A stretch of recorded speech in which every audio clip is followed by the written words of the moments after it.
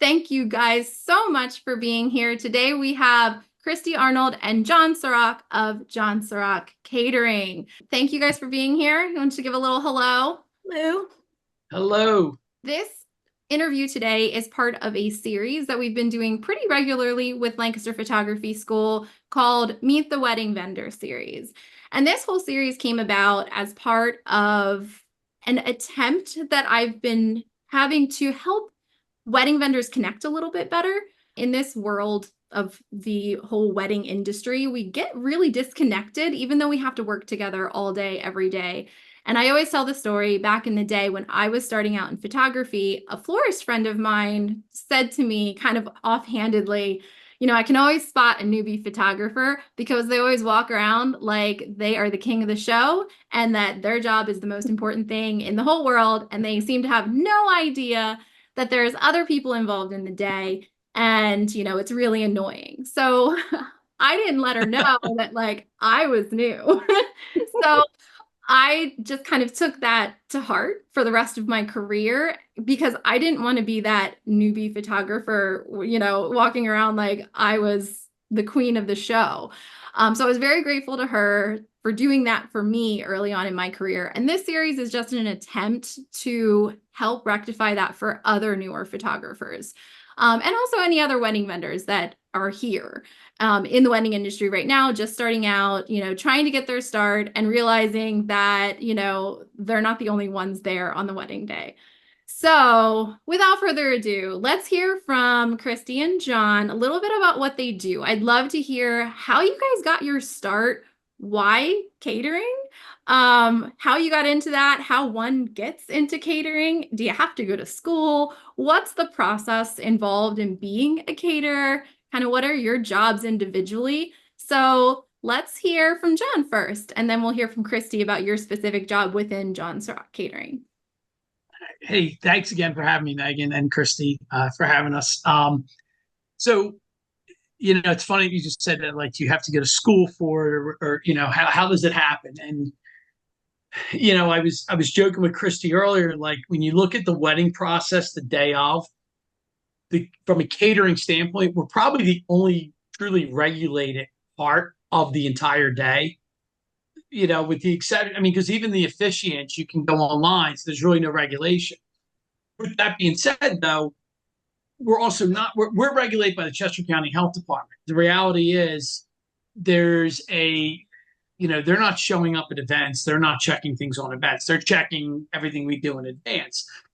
The barriers to entry are pretty low for catering versus the rest of the hospitality industry. I used to joke, and I still do, like, anybody with 4 chafing dishes can start a catering company because, and a lot of people do. Yeah. A lot of people start at their house. A lot of it, my story started as I was working in restaurants, and I had a friend who needed, and it's all on our website, kind of the history, but a friend, they needed a caterer. And I, well, let me go cater this party, take the weekend off from work. And I went in after hours at the restaurant I was at.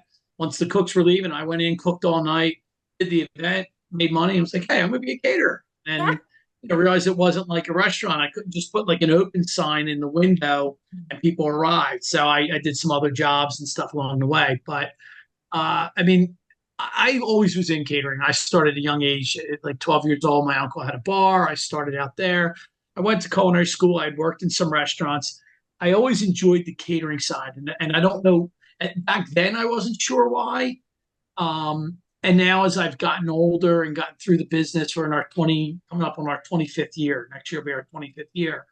So the one thing that I've really liked about it is that there's the side of it where I know on Wednesday, if we do everything right, how much money we should make for that week.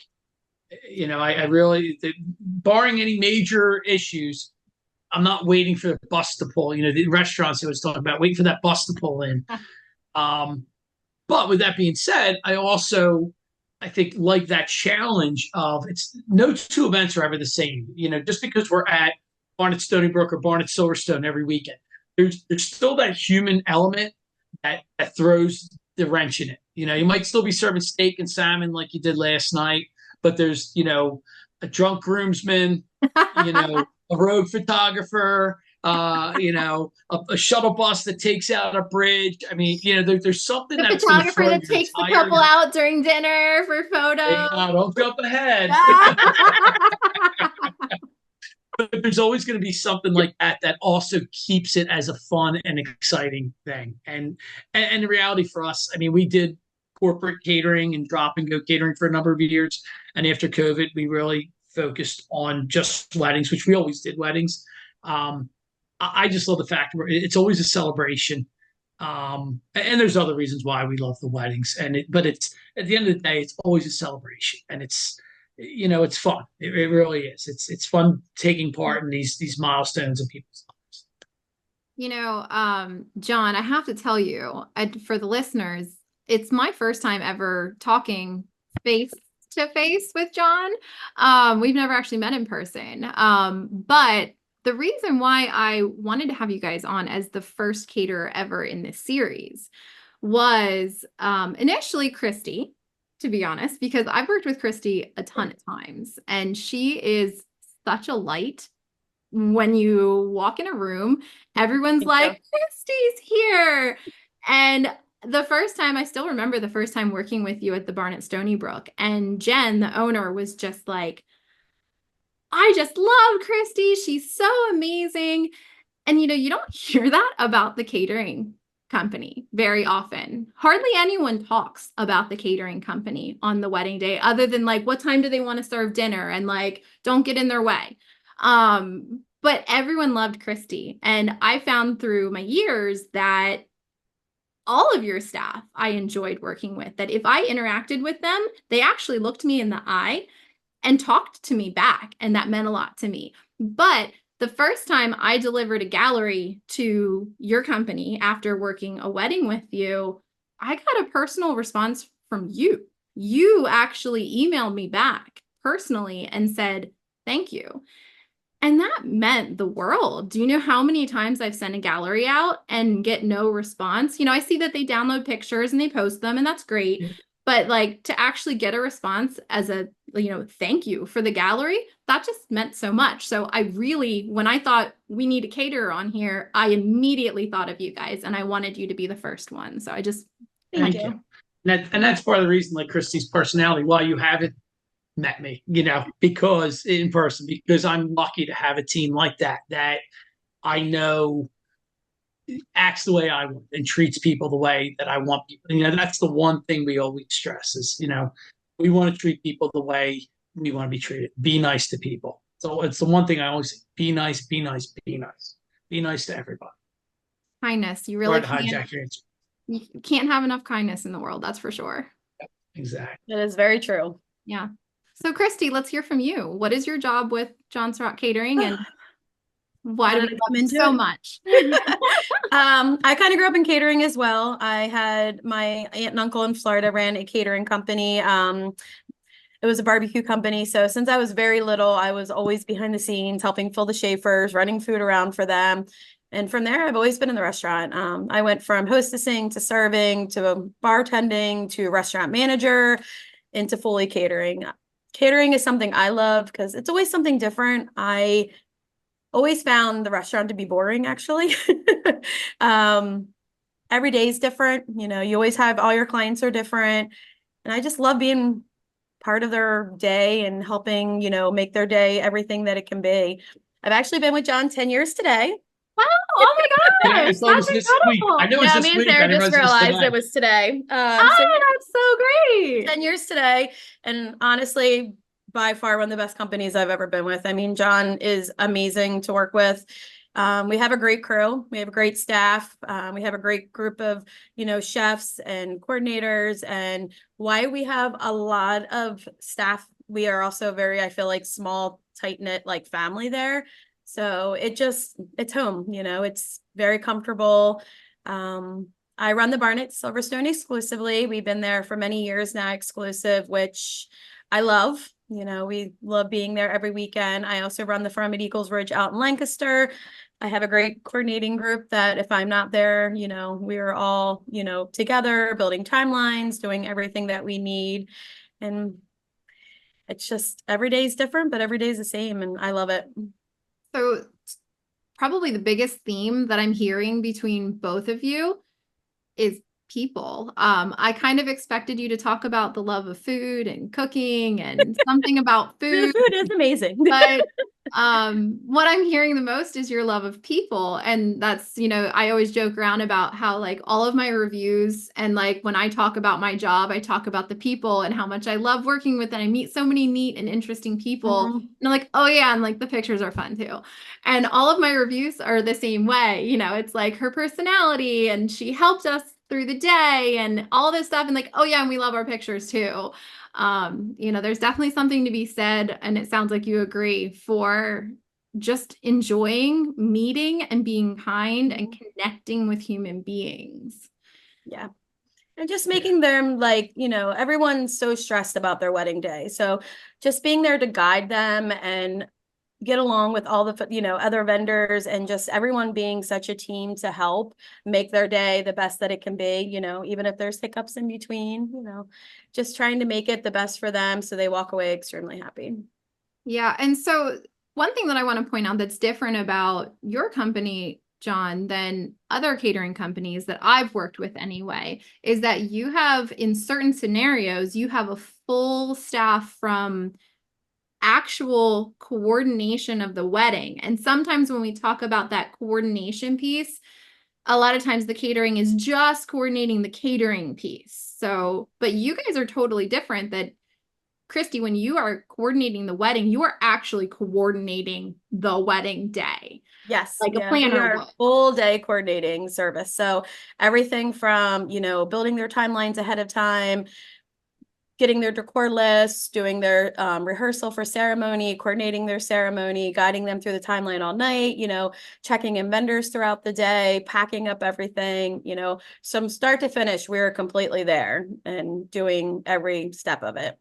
That's incredible. I mean, what a nice thing for a venue to have all of those pieces in one package. John, was that your idea? Or Yeah, how did you get into this whole package piece? back in, so I started in like 2000, and I want to say like maybe 2001. I did one like my first wedding. So my uncle had this bar that I was doing weddings at. I say bar, but it was an after hours club, and we had like one or two weddings like had scheduled right after we launched, and then I got booked to do a wedding. I wasn't even a year in business. I was like 6 months in business. I got contracted to do a wedding down in the city, and it was a guy had introduced me to this guy he did work with, and they had a wedding planner and they just needed a caterer, and it turned out it was because I was cheap is why I got hired. I mean, I basically gave him the world, and wedding planner did everything that day. Like all I had to do was come in and just do the food, and I was like, oh my god, this is great. And then like a month and a half later, we're doing our first official wedding, and I'm talking to the bride and groom like the week of, and I'm like, okay, so like, who's running your ceremony? We thought you were.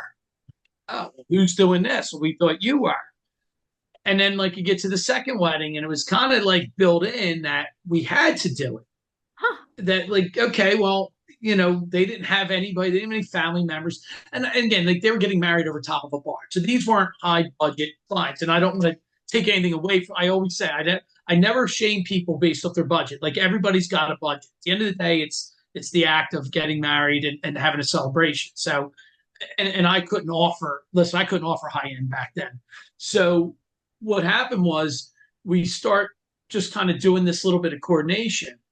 And then we got to a wedding where we were doing a backyard wedding, and they had an event coordinator, and it wasn't an event coordinator. It was like the bride's cousin or somebody, and it was a complete nightmare. Yeah. And like just sidelining us, just throwing our timeline off, and we're working out of a garage trying to cook for hundreds of people and all this.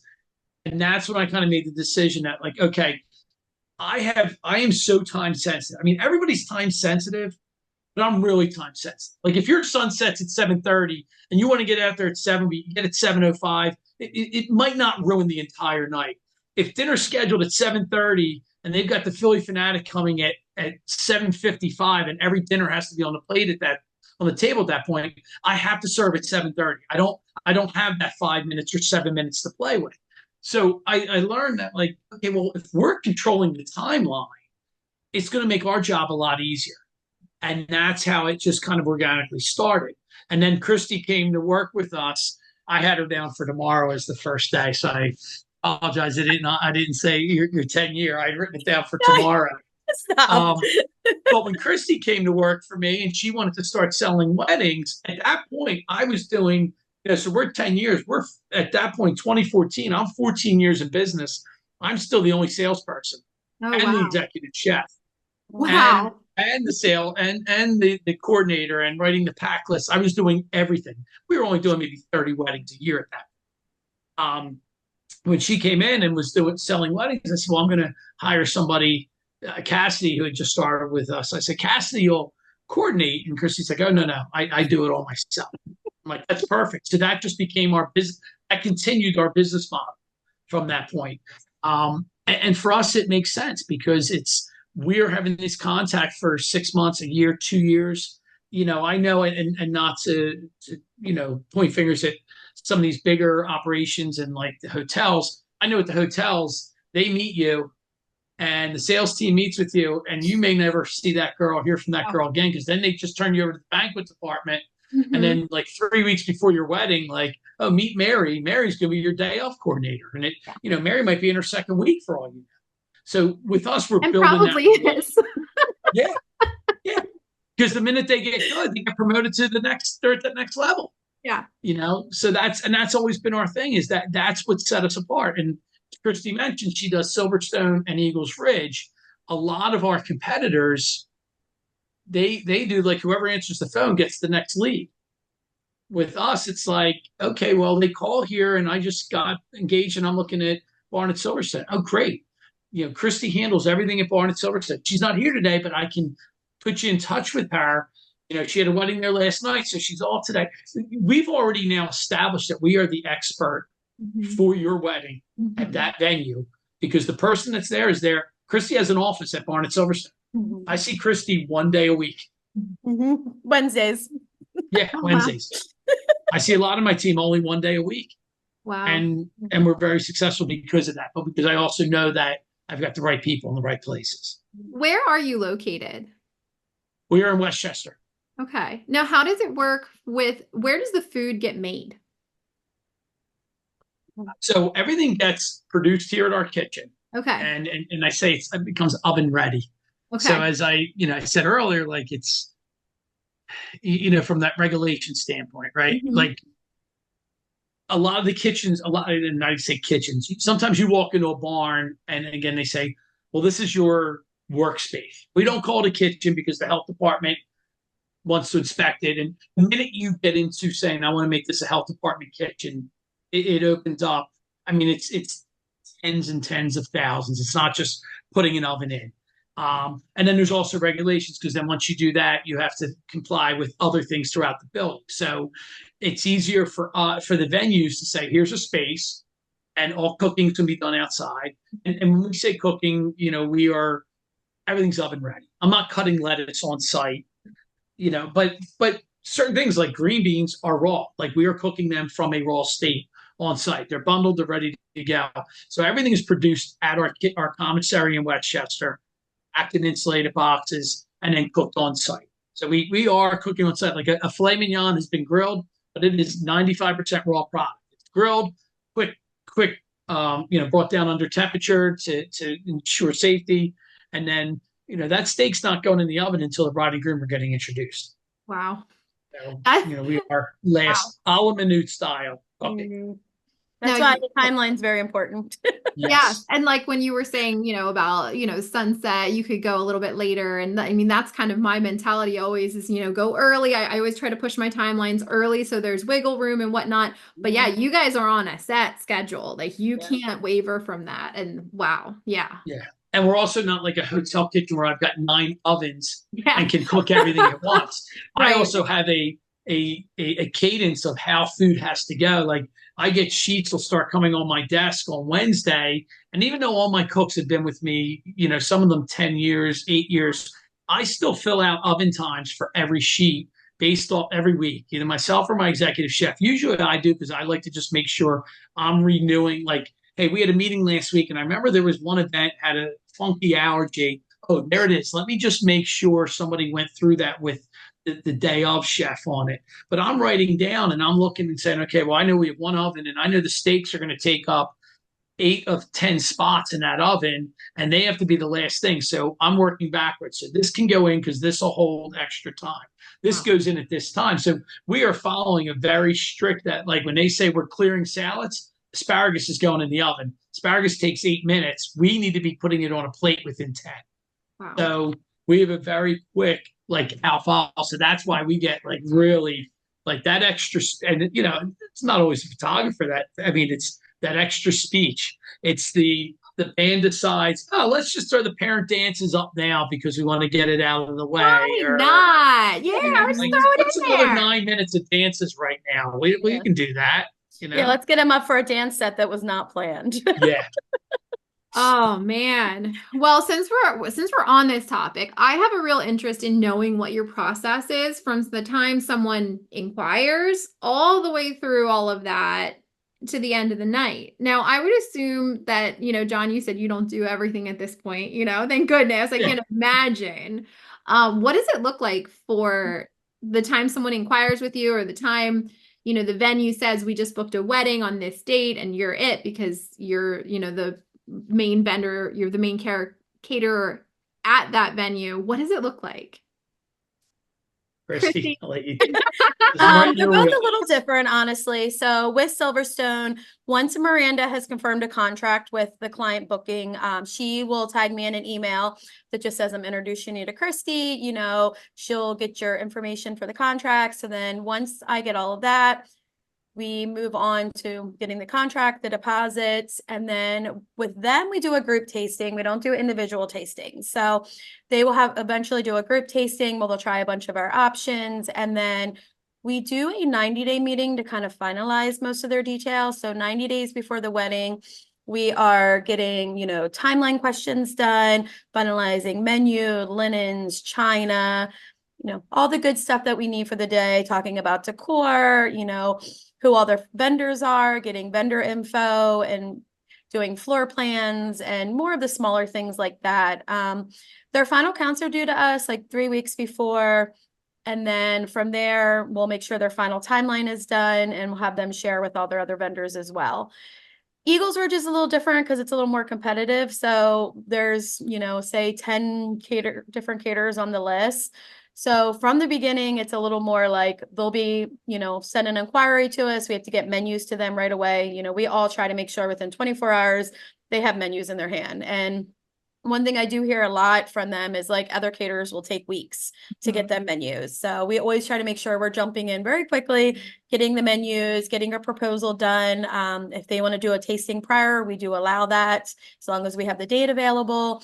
And then from there, it's just trying to get them booked. And then once they are booked, it's kind of the same process with the 90-day meetings, timelines, different things. Some venues do have day of coordinators from the venue, kind of like Stony Brook and Eagles Ridge. But we work, timeline with them, sending each other's, requests, what we're going to need, what we need on the floor plans, making sure that our timelines match to their timelines, just being a team when it comes to that, which is very important. What, on the day of, how many employees are you working with on a good day? So we have one server per 14 guests, Okay. and we have one bartender per 65. You always will have a coordinator on site as well. Like even if the venue has its own coordinators, we still always make sure one of our coordinators are on site, just to make sure the communication between back of the house and front of the house, is always great. God forbid the bride goes to get her dress bustled and it breaks, and next thing you know, we haven't started intros and it's gonna be 15 minutes later. We don't want the fillets burning in the oven. So, we always make sure that we have a coordinator on site as well. Wow, that's a lot to coordinate. And 2 to 3 chefs as well. Yeah, and usually 2 or 3 chefs. Wow. And you said it could be with one oven, and that's in a truck, right? It's in your truck is where the oven is. As well as all the plates. Yeah. Wow. All the Chefs are plates, all the amazing. glassware. Yeah, our chefs are amazing. I mean, they do a great job, especially on site. I mean, it's, it's fast paced from the time they get there till the time they leave, between the apps and the salads and the dinner and the desserts and everything that needs to go out, and just making sure everything's cleaned and organized, and, putting us all in the best situation we can. And how many weddings will Serock Catering do in a weekend? Like spread, how far can you spread in one week? Like, well, let's say one day. So like, let's say it's a Saturday. Saturday's the most sought after day on a weekend. How many weddings can you do in that one day? We've done 6 in a day. We've done 13 in a weekend. Mm. A perfect world for us now is like 3-5-3, like 11 a weekend. Because at the end of the day, you only have 32 weekends really a year, like 32 prime weekends that people get married. And even of those 32, there's a lot of them that you're not going to get the Friday, Sunday. Mm-hmm. So it comes down to. So ideally, that's where we are. I mean, that post 21, 22 coming out of COVID, where we had contracts that we had to honor, and we were kind of at the mercy of, hey, the clients. I'd get a call from Miranda, hey, so and so from June 20th from last year that we had postponed. Well, they just moved to September 10th of this year. Oh, great, busiest day of the year. Yeah. We're already booked. Well, we have to honor it. We got to make it work. Yeah. And we got 6 months. I every time it would go in, I would, like, my phone would start ringing, and it would either be like my brother who handles logistics and was helping with staffing, or it'd be my staffing manager. Like, I know we got 6 months to figure it out. Like, let's not lose sleep today. Let's get through this weekend, and then we'll figure it out. It was such a stressful time. Oh my gosh. Aren't you just so grateful now for just the normalcy that we have again? Because it would be like, oh, you can have weddings next weekend. And then it's like, oh, Wednesday comes. Oh, you can't have weddings. Or you can have them outside. And then it's like, you never want to do that again. Oh, never. Even Thursday. Yeah. I mean, it was a challenge. It was crazy. But there was, and there was both sides of it. You had the people, like, even then, and even those year and a half after, there was people that were just so grateful that you were doing it. Mm-hmm. And they were very generous with the staff, and they were just like, hey, listen, like, we're just so grateful you're having. And then you had others that were just like, well, I saw your staff members scratch their mask, and then they didn't change their glove, and it's like, oh my God, like, I know. Can't be everywhere, I know, you can never make everyone happy ever. Yeah. So like a normal Saturday, we can have up to like 85 or 90 people. What time does your staff arrive on a wedding day? What time do they get there? And then what time do you all go home at the end of the night? So staffing arrives 3 hours prior to ceremony. So we arrive, get the linens down, get the setup begun. The chefs are down the kitchen doing their things, and we have an hour usually to clean up and get out. So we're usually out between 30 minutes to an hour. That takes a lot of teamwork, doesn't it? Yeah. Oh, yeah. Well, they know. They want to get out. They want to go home. Mm-hmm. Yeah, we all do, right? As much as I love the people and I love the day, I still want to go home at the end of the night, and we're all the same. Our motto is hurry up and wait. So we get it on site. It's hurry up, get everything done, and then wait. And, and every year we've looked at and we adjust and say, like, okay, we're 3 hours before food service at most venues. At Silverstone, it's 2.5 because we're there all the time, and at some of our other exclusives, we always have our equipment's all there. So the part of unloading the truck is taken out. The venue does a lot of work for us before we get there. So we always have this discussion, like, well, do we want to bring everybody 2.5 at other venues, and you do the economies of scale, like, well, X amount of shifts a year, we can save $75,000 a year by bumping everybody 15 minutes later, which could be $150,000 a year we could save. But at the end of the day, I don't want anybody to have any stress. Like you said, Kristy, that bubbly personality, I want all my staff to be like that. I don't want that stress. And I hear it from venues all the time of other caterers that, they come in, they're, right up to the last second trying to set the tables. And they're not clearing the tables and they don't have enough staff to clear the tables. And you can hear the manager screaming at everybody in the back. And And everyone's I just, don't you can want that. feel it. It's so stressful. And I'm Yes. just like, oh, hi, Megan. I want everybody chill. I want my staff to hurry up, get ready, and then sit down. As much as I tell them, I don't want to see phones.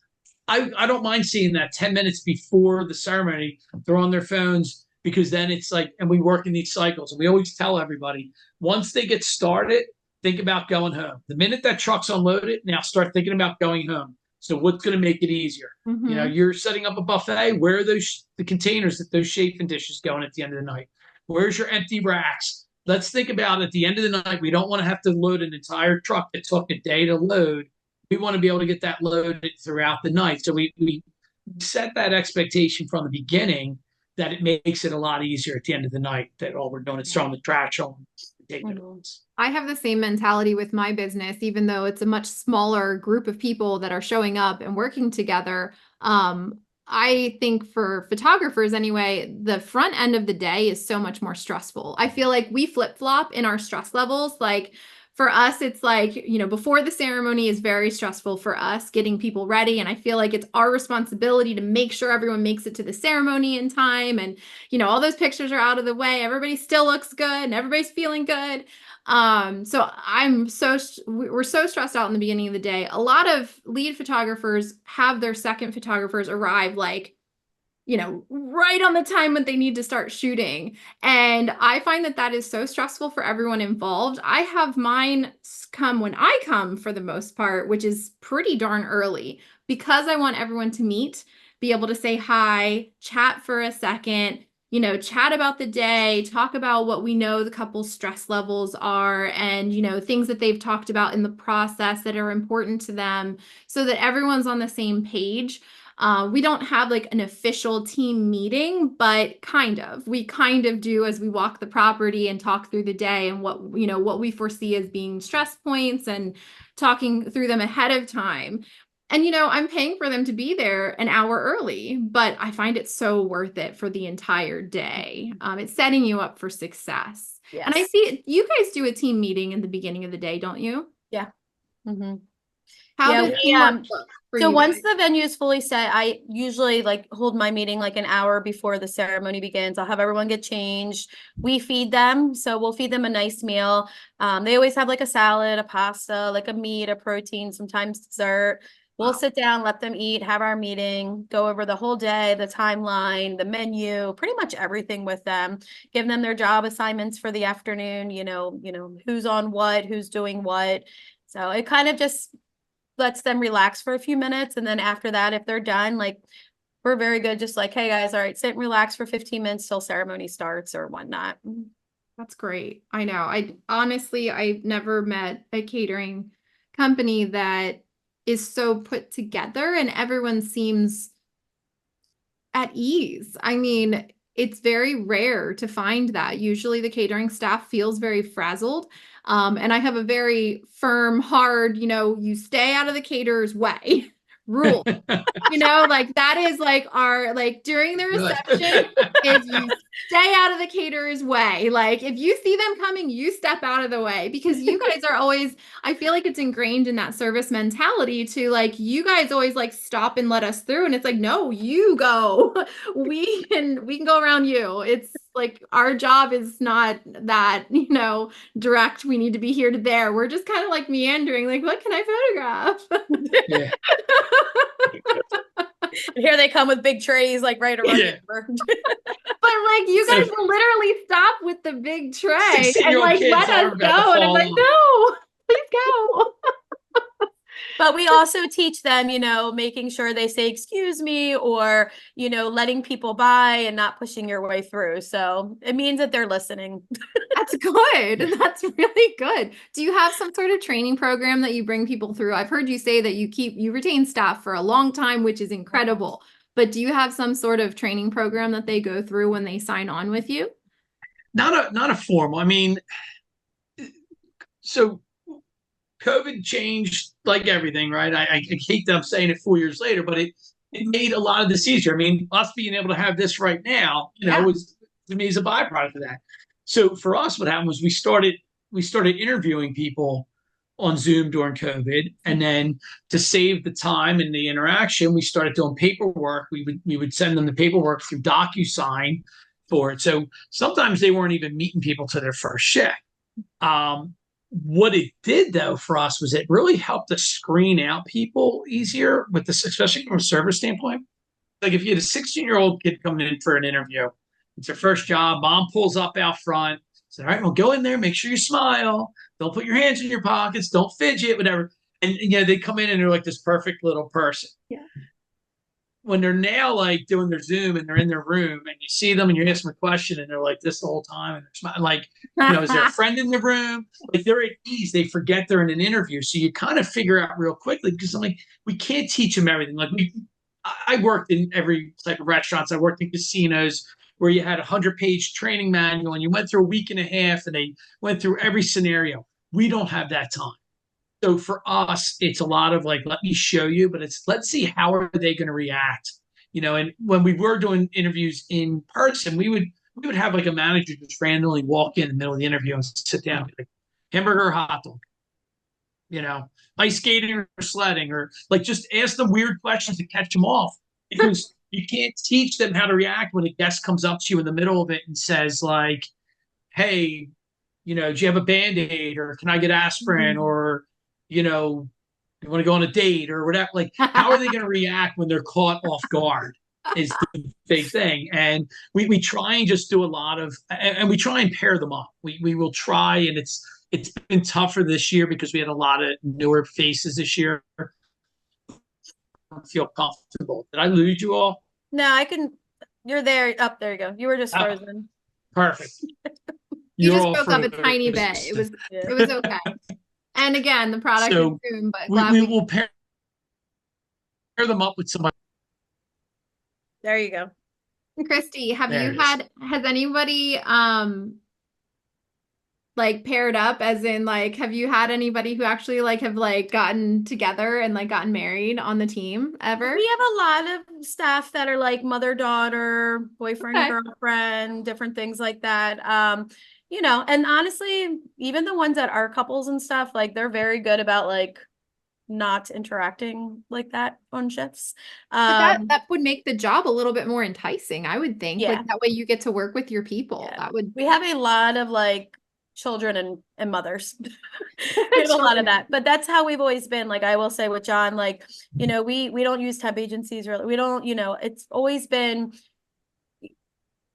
staff that work for us, and then their kids will start working for us as they get to a certain age, or their friends. And it's kind of how I feel like grown our staff, is more so like, via friendships and different things like that, and not like having to go out and look so much at hiring outside of there. And honestly, that just speaks for you guys as an organization. I think that's fairly rare, and it really speaks to you being an employer that people want to work for, and that's incredible. Now, question, how do you guys have this whole teamwork thing down? It sounds like to a science, and you have this fully functioning, really working well together team mindset, all the things. You've got your times down, you've back timed, you've thought back through the process of when the stakes are going in and all of that. How do the other vendors in the day, the photographers, the DJ, the like the coordinator, if there's one that's not, included, that is tagged along, how can they help or hinder your teamwork mindset? Like that ideal vision that you have of that teamwork, how do we all fit into that for you? Or Go not? ahead, John. I'll let you start, Kristy, since you're in the trenches a lot more. I honestly feel like communication is key.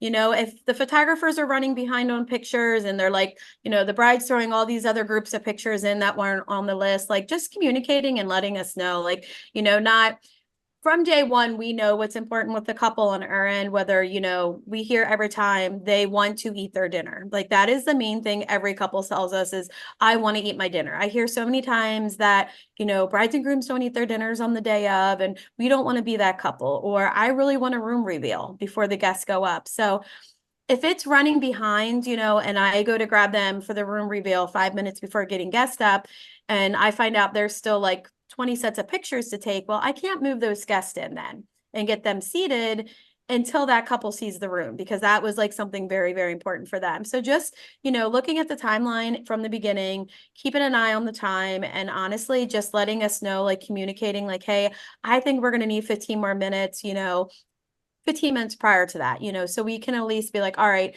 if we need to bump cocktail hour, let's check in with the couple, see if it's okay, see if they don't mind, because everyone wants that 2 to 2.5 hours of dancing at the end, which is also very important to them.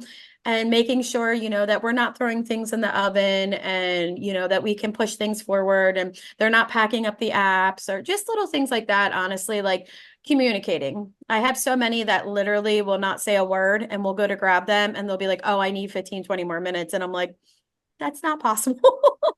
And I don't want to be the bad guy, but that's not possible. Yeah, I've been talking a lot with other people about that very specific thing. Photographers who don't communicate, that are very quiet on the day. It seems to be a bigger thing than I realized, because as you know, I kind of have this big personality. I love people. I love meeting new people, and I want to talk to you. I want to meet you and work with you. So I do a lot of communicating on the day, but I've been hearing more and more about photographers who are very quiet. And honestly, I think it really comes more from a place of insecurity than it does not being kind. I don't think they mean to be not communicating and being rude in a certain way, but I certainly understand how it comes off that way. So just for anyone listening, photographer wise, even though you might be shy and it's really hard sometimes to feel like you have a place there, that, like you're just the photographer. So it's usually one or the other. Either you're feeling like you're just the photographer and you're so small and I'm just going to capture things and stay out of the way. Having that voice to be able to speak up and say what needs to happen is just better for everyone all around. Yeah, because we're all trying to work as a team. It's like we want everyone to be able to do what they need to do for that day to make that couple happy. So whatever communication that needs to be done, and talking, and always feel free to come up to us and talk about that, if you're running behind, because that we're not perfect either. And, there's times that, we might be running behind a little bit, but it's very important just to have that part of the communication. Yeah. Now, John, let's throw it to you. I mean, that's, it is, it's that whole team thing. And that's at the end of the day, when listen, I can go off, 24 years of dealing with this, but like, at the end of the day, we all have the same goal, to make our client, and it's our client group, us, the photographer, the videographer, the DJ or band, it's our client. We all have the same client. We have different levels of responsibility. And regardless, like, I can put out a great meal, but if you're nasty, if you snap, Meg, if you snap at dad during during family photos, he's coming in like he's hunting for bear that night. And I might be like, well, my green beans were a little firm. And that can be, because sometimes some of the, and thank touch wood, we don't get complaints. Like, we get feedback. We don't get complaints. We get feedback that a lot of times it's a personal taste. And I can honestly say 99.9% of the emails and interaction that I have with a client after an event is I didn't care for this. Or, like a mom came in here to thank me, and I just want to let you know my dinner was kind of cold and it took forever for your team to clear. And then I immediately called the coordinator. She's like, well, that's because mom was outside smoking when dinner came. And then when she came back, she went and greeted 4 tables. And we were already done serving before she sat down. Yeah. And we didn't want to start clearing the room when mom hadn't started eating. But so she sat down. Everybody at the table was done eating but her. And she felt like everybody's plates were sitting there. And we were trying to not be rude and clear her plate clear her table before she ate. But that was her perception. Yes, I recently had a very similar situation with dinner. Like we were trying to get to the parent dances, and we were really like, we needed to do it. Like, it needed to happen. And I found the mom, and it was like, are you ready for parent dances? And I had talked to the catering staff, and they're like, as long as everyone's eaten. And she's like, oh, I haven't started eating yet. And I'm like, oh my God. Sit down and eat. Everyone at your table is done. Please eat. And that's where It's we have not to like all this. work I was like, together. well, we need you to eat. Why don't you do that right now? Right now. And that's why, like, when I run it, and I don't run many events, but I mean, everybody's learned from it. Like, I coordinate, like, okay, let's see the photographers. Are they almost done eating? DJ, are you ready? Listen, like, dad keeps disappearing, or the groom keeps disappearing. So I had photos. I know we had 7:50 for parent dances. Can we go at 7:45, because I know we're going to lose him, and it's going to throw off this surprise or that surprise. So it's everybody working together. Yeah. We And we've photographers also need changed. to be able to like leave their meal and go work too. So Yes. there's that also. And we've changed in the last like year and a half, where vendor meal is, I know that is like, you could probably do a whole podcast on it. I've heard of the underground like Facebook pages, what the caterer fed me last night, of like photographers taking pictures of like the meals they're getting, like, this is what they gave me and this is what the client got charged. And for us, I've always, from the day I started this business, always fed other people working. Never thought anything other than that. Even because, like, when I started at my uncle's bar as a teenager, he always fed everybody working. At the end of the shift, everybody got a shift drink. Now, I don't let everybody have a shift drink because it's not my alcohol. Yeah. But I've always fed everybody. And then when I start doing weddings, I start finding from other caterers that they were charging for photographers. And I never did until I got like my first. I do now. We do. Once I got my first 10 I feel like you should. Yeah. Once I got my first, I still remember it was my first wedding at Greystone. I had a 10-piece band, 4 house managers, 3 photographers, 3, videographers, two people in the photo booth, the valet. I said, that's it. We're charging now. But, I was gonna say, I bring minimal. 3 photographers, so I would hate for you to like be eating that. Like, that's ridiculous. Yes. If that was the case, I was gonna be like, I'll pay for my people's meal. Nah. Please. So we just raised that. Like, but it's nominal. It's like $50 we charge a client. But we feed you, as you've seen, the same meal. But what we've done is we've coordinated now that we want to know in advance. And no fault of any of the vendors, but like, nothing throws you off more than you're about to do 200 plates and like, oh, the videographer is a gluten-free vegan and wants to know what they're getting for dinner. It's like, nothing. Ice cubes. We don't have anything for them. Yeah. So that's why we coordinate. And we've just changed. Instead of fighting, we were fighting it for so long, we just said, okay, we now feed the bride and groom and all the vendors right after the bride and groom, so that we know you have to go take photos. The hard part is we would have like the band would come up and say, well, we need to eat before we start playing. Like, well, that's not going to, that would be like me saying to you, hey, do me a favor. I need you to bring like your studio lights and like a white backdrop. And right before introductions, and you set up for me so you can take a show plate picture for me for the bride and groom. Or like headshots of all your staff while I'm there. Yes. Because like, exactly. I'm already there with my camera, so shouldn't I do that? Yes. I had one, I don't remember who I spoke with. I had one photographer a couple years ago, and all I said to them was, the only thing I'd ask in return is just take a photo. I don't care if you use your iPhone. When you put the plate down, just take a photo. And when you're posting pictures like to your other photographers or on your Instagram, like, hey, had a great steak tonight, thanks to Serock Catering, just like something that simple. And she said, well, I'm on break when I sit down to eat. Oh. And I was like, oh, okay. Sorry to interrupt your break with a filet mignon. And that's one thing I will say, Megan, I love about you is, like, the last time we worked together, I mean, you instantly took each one of the vendor meals I brought out, each type, and took a picture of them. And I was like, that's just like, just doing that like right away was like so sweet. I was like, that's one of the main reasons. Like, you always try to help in every way you can. And that means a lot. Well, and that's what usually ends up in our event recaps. Like, I get a recap every week from all the managers, all the team gets it. And we walk into our Wednesday managers meeting, and we'll go through and we'll say, oh, hey, just a reminder, Kristy wants, I worked with Megan Hoffer every week. Hadn't worked with her in a while. If you guys ever, she's still hands-on and still great. Or, hey, I worked with a new person. You might want to just, keep an eye on if you're working with them, or be aware they do that. We're not sitting there with a blacklist, but we will say, hey, listen, last time I worked with this person, and we've had planners that I didn't work with well, but other people on my staff love because they made a connection. Or DJs that I go will rogue. not refer those people. I don't say, oh no, don't go with them. I just great. I just know internally, who I personalities match with and who's don't. Yeah. Do you think it's possible to make it in the wedding industry in general for anyone if you're not a team player? Not at all. No. You would not for long.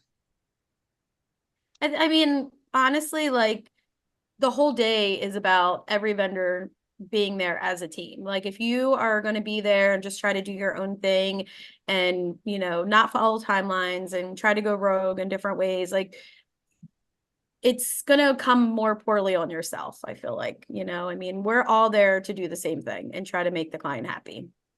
Yeah. John, any closing statements like to photographers in general or wedding vendors in general that you want to make sure, anything that we didn't talk about today that you want to get off your chest or throw on the table? How long is this now? We've got 6 more minutes. Go for it, John. Back in 2007 now. No, I mean, it really, I think this whole conversation was great because it really pulled together this point. It really is, we all have our own struggles related to our craft and what we have to do. And we have those, I love, like you said, like, how your stress is in the beginning of the night and then it kind of weans off. I can tell when I walk into an event, like when a photographer has taken charge from the second that bus is pulled up with the groom, like I feel like an event hinges on the way the groomsmen are handled when they first get on site, whether it's the photographer or the venue manager. It's that expectation. Like, we will not serve alcohol to you before your event starts. Some venues allow you to bring a cooler in. Whether I agree with it or not, it's the venue's prerogative.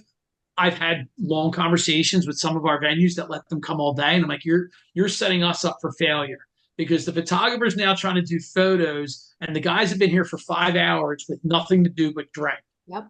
And they're not paying attention, and who's constantly off smoking, and who's got to run to the bathroom.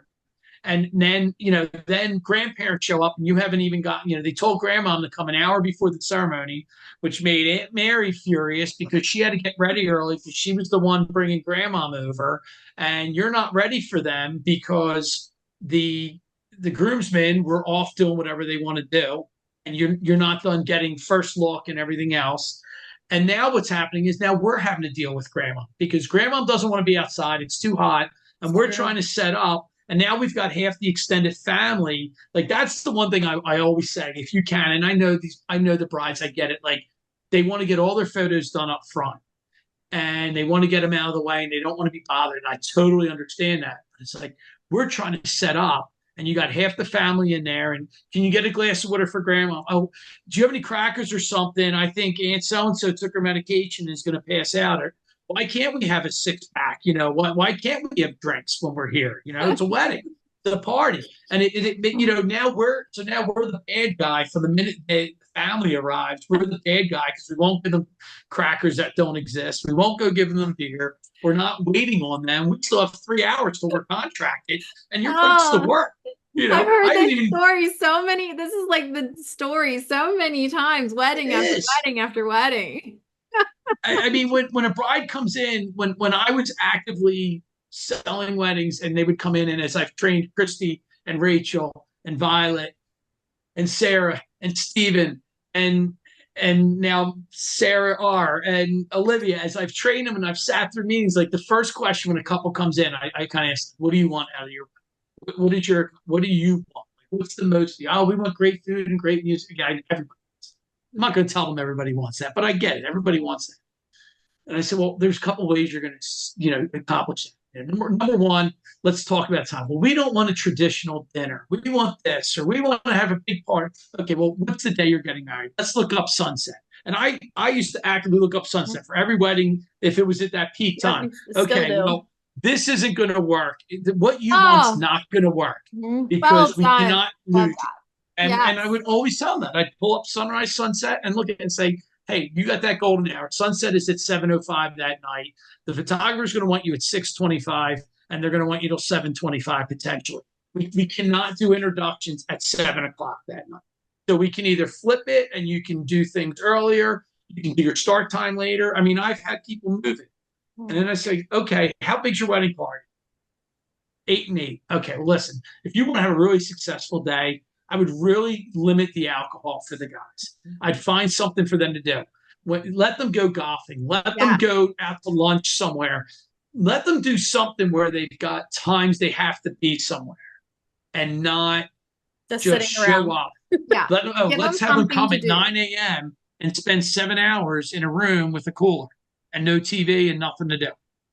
Yeah, You know, I agree. that, 100%.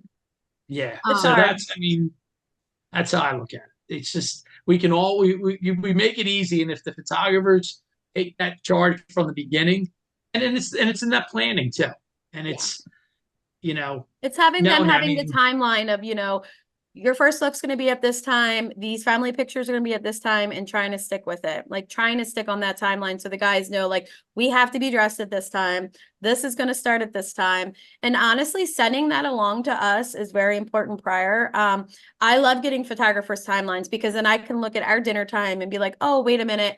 They're doing sunset 5 minutes before we're supposed to be dropping dinner, or little things like that, because then, we can make sure things are adjusted and everybody's getting what they want. Yeah, we always make sure to make the sunset time on the timeline kind of as wanted by the couple. I forget how we actually word it, but it's not like a definite thing on our timelines. We never want our couples to feel like it's definitely happening and like they can count on it happening at the end of the night, because sometimes there's clouds and it's like there's or really rain. it's not worth it. I know. We never want to say the R word, John. I always say if the weather's not cooperating with us that day. Yes. We never say the word rain out loud. Yeah. But yeah, I mean, like, it's not a guarantee that sunset photos are happening because of the R word. But yeah, I feel like if there's it's one like cloudy, there's no point in going out. We already did it earlier. Like, we're good. We're good. Just go party with your family. I But feel like this time of the year, it's not too bad, but like come winter, when it starts to get darker a little bit earlier, like it always falls right at dinner, and we'll like be dropping their dinner. And then all of a sudden it's like, where did they go? Like, oh, I would never do that. it So happens all the time. And I'm going outside trying to chase them down. I'm like, all right, well, their dinner is going to get cold. And this was the most important thing of their day. Like they wanted to eat. yeah, so But photographers at large, everybody, please listen up. Do not take the couple away from their dinner for sunset photos ever. Please don't. It needs to be planned around. There needs to be more planning involved. yeah, 100%. I feel like there's nothing else we take away from this conversation is just communication. We need to communicate with each other and understand the needs and wants before it's actually happening. There needs to be some communication before. Timelines need to be shared. We need to talk priorities, things like that. And people pay us a lot of money to do what we do, and it's not that hard to send a couple emails. So it needs to happen. absolutely. Is there anything you've seen that you need help with from caterers? Like, hey, this would really make my life easier. Gosh, when you guys hand us a cup of water, like, I know it's not your top priority in any stretch of the imagination, but if you ever do, because you actually can, not because we expect it, like, that's always like, oh my gosh, thank you so much. I was so Especially when it's 110 out, like, it was very hot this past weekend and everyone was dying. I mean, I literally gave my staff, Andrea, she took out 2 trays of mini ice cold water bottles to everyone getting pictures, all the photographers, everybody that was outside, because it was so hot and I didn't want anybody passing out. So, that's wonderful. we took their normal trays of drinks and then we took 2 huge things of ice cold water, and I was like, give them to everybody. Like, I don't care who's out there, just make sure they have it. I did a wedding recently. It was and Isabel was with me. She's on the call with us today. It was a tented reception on a 98-degree wedding day. It was so hot. It was just so, Ugh. and they only had water on the table with tumbler with, the pouring Um, jugs. So they didn't even have water at the bar. So like we had our water, but we drank it early in the day because it was so hot. And there was like they had a filling station like way back in the kitchen. And finally they were like, you can go fill your water. And I was like, oh, thank you. But they didn't tell us. Like we just thought we were gonna literally die. Thought we were gonna pass out halfway always through the feel day. free to ask, honestly. We will never Yeah, I deny mean, water. Well, that's the one thing I want to say. this catering staff was very ruffled. They weren't I didn't want to ask them if that makes sense. I didn't Sure. feel like I didn't think my need of water was a priority for what they were dealing with at the time, if that makes sense. Yeah. Tent weddings are also, I mean, they're always tough. I mean, they really are. It's because there's just a whole nother, it's a lot going on, and it takes a lot out of the staff. It does. I mean, I always, every time we do them, I'm like, oh my God, do we really want to continue to do these like backyard, like where we're having to come and kind of set everything up because it's a lot on the guests.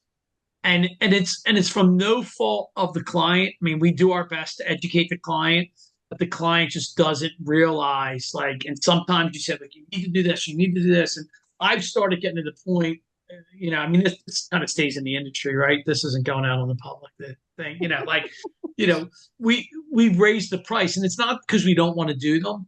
It's the things we've learned, the extra expenses, like every time, like, you know what, we have to be prepared to have an extra generator of our own because the client last second gets the bill and says to the tent guy, you know what, we don't need this size generator. Go down, knock a couple Mm. $100 off, and then we show up and coffee pots are popping off, or we don't have enough power for light, so we're like in the dark trying to clean plates and stuff at the end of the night after you've already been in the heat for so many hours. So it's got its own set of challenges. So Wow. we think of that, and like, ice melts quicker, and bringing water. You gotta remember, like, we are all the hospitality on an event, so we're bringing the drinking water and the ice and everything for everybody, not just the guests. We got Hmm. to start factoring that in, like, the band showing up asking for 6 pitchers of water, like as soon as they get there. It's like, I only brought 7 pitchers with me, and you need 6 of them. Like, come on.